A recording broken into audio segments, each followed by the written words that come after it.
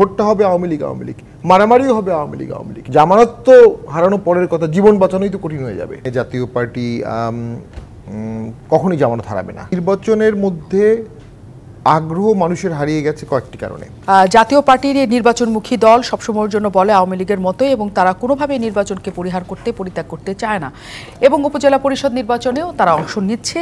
এর মধ্যে তারা অনেক আগে থেকেই জানিয়েছে যে তাদের প্রতীকে তারা নির্বাচন করছে।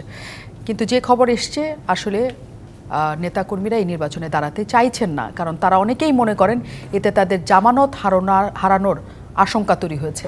1 লাখ টাকা জামানত, যেটি আসলে তাদের জন্য অনেক বড়, এখন তারা বলছেন। আসলেও কি তাই? না, সব ক্ষেত্রে এটা অবশ্যই না। আমি নিজে অনেকগুলো আসন জানি যেখানে জাতীয় পার্টি কখনোই জামানত হারাবে না, কিন্তু নির্বাচনের মধ্যে আগ্রহ মানুষের হারিয়ে গেছে কয়েকটি কারণে। প্রার্থী সংকটে কিছুটা জাতীয় পার্টি ভুগছে, প্রার্থী সংকটে তো আওয়ামী লীগও ভুগছে, যে কারণে আওয়ামী লীগ বলছে মন্ত্রী এমপিদের আত্মীয় স্বজন দাঁড়াতে পারবে না, কারণ মন্ত্রী এমপির আত্মীয় স্বজন দাঁড়ালে সেখানে তাদের দলের কেউ আর দাঁড়াবে না। 1, 2, 3 ঢাকায় জমি জিতে নিন 100% ক্যাশব্যাক সহ 20 কোটি টাকার পুরস্কার। নৌকা তো নাই, তো বাকিরা কেউ দাঁড়াবে না। যদি তাদের দলেরই কেউ না দাঁড়ায়, সেখানে লাঙ্গল দাঁড়াবে কিভাবে, কোন সাহসে, কিসের ভরসায়? জামানত তো হারানো পরের কথা, জীবন বাঁচানোই তো কঠিন হয়ে যাবে সেইখানে, যেখানে আওয়ামী লীগ ভয় পাচ্ছে। আরেকটা হচ্ছে ইলেকশন একটা ম্যামথ ওয়ার্ক। তো নির্বাচনের আপনার তফসিল উঠানো থেকে শুরু করে মনোনয়নপত্র উঠানো, জমা দেওয়া থেকে শুরু করে ভোটের রেজাল্ট পর্যন্ত 10,000 20,000 লোককে মোটিভেট করে সবসময় রাখতে, যে কাজগুলো প্রশাসনের করার কথা, এগুলো কিন্তু প্রার্থীকে করতে হয়। কেন্দ্র পাহারা, মিছিল করা, ধাওয়া, কাউন্টার ধাওয়া, পুলিশ তো আসবে পরে, আপনাকে আগে নিজের রক্ষা নিজে করতে হবে।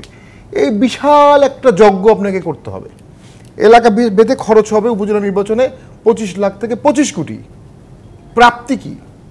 প্রথম হচ্ছে আপনার জয়টা কখনই আপনার হাতে না, জয়টা সরকারের হাতে, জয়টা প্রশাসনের কাছে, জয়টা জনগণের কাছে। 3টা ভাগে বিভক্ত হয়ে গেছে। আপনি ব্যাপক জনপ্রিয় হলে জিতবেন, কোনো গ্যারান্টি নেই।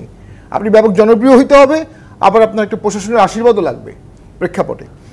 তো তারপরে আপনি উপজেলা চেয়ারম্যান হলেন, ভাইস চেয়ারম্যানও হইলেন, লাভ কি? আপনি কি উপকার করতে পারবেন জনগণের? এমপিদেরও এই ফ্রাস্ট্রেশন আছে, আমারও ছিল, হয়তো এখনকার এমপিদেরও হবে। উপজেলা চেয়ারম্যান, ভাইস চেয়ারম্যানদের সম্পূর্ণ ফ্রাস্ট্রেশন আছে, কারণ তাদের এম্পাওয়ারমেন্টে বিশাল ঘাটতি আছে, তাদের বরাদ্দে বিশাল ঘাটতি আছে। তো যারা এখন রানিং উপজেলা চেয়ারম্যান, তাদেরকে সবাই দেখেছে যে তারা বরাদ্দ দিতে পারছে না, তারা কোনো কাজ করতে পারছে না, তার রাস্তা করার কোনো ক্ষমতা নেই, কিচ্ছু নাই। তো সেই পদে আবার মানুষ যাবে কেন? এটা একটা। আরেকটা হচ্ছে বিএনপি বয়কট করেছে, শেষ মুহূর্তে জামাত বয়কট করেছে। আপনি যখন এই ইলেকশনে অংশগ্রহণ করবেন, আপনি কিন্তু ব্র্যাকেটে চলে আসছেন। আপনি এতগুলো ঝুঁকি নিয়ে একটা ব্র্যাকেটে গিয়ে আপনার পলিটিক্যাল বেনিফিট কি হবে? তারপরেও জাতীয় পার্টি সিদ্ধান্ত নিয়েছে লাঙ্গল দিবে।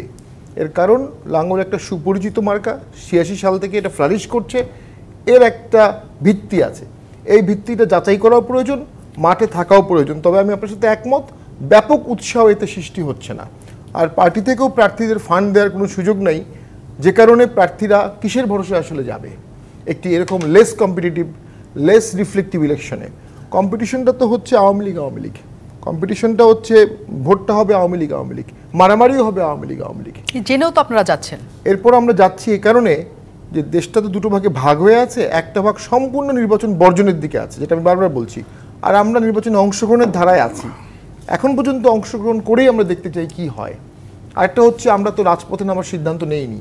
যদি রাজপথে নামার সিদ্ধান্ত না নেই, তাহলে তো ভোটে যেতে হবে, মানুষের কাছে বক্তব্য দিয়ে আমাদের মেসেজটা দিতে হবে, এবং সেখান থেকে কিছু প্রার্থী বের হয়ে আসতে পারে। লাঙ্গল, আমি শেষ করে দিচ্ছি, লাঙ্গল ছাড়াও আমাদের অনেকে ভোট করছে এবং তারা অনেক সম্ভাবনাময়, তারাও আসতে পারে। তারা কি স্বতন্ত্র হিসেবে? তারা স্বতন্ত্র হিসেবে করছে। তারা কি এমন হবে যে তারা রওশনপ্রতীক হিসেবে স্বতন্ত্র দাঁড়াচ্ছে, নাকি তারা আসলে জিএম কাদেরের নেতৃত্ব মানছে? না, তারা অবশ্যই জিএম কাদেরের নেতৃত্ব মানছে। মাঠে তারা আশা করছে, যেহেতু বিএনপি জামাত ভোটে আসেনি, তারা বিএনপি জামাতের কিছু ফ্লোটিং ভোট পেতে পারে।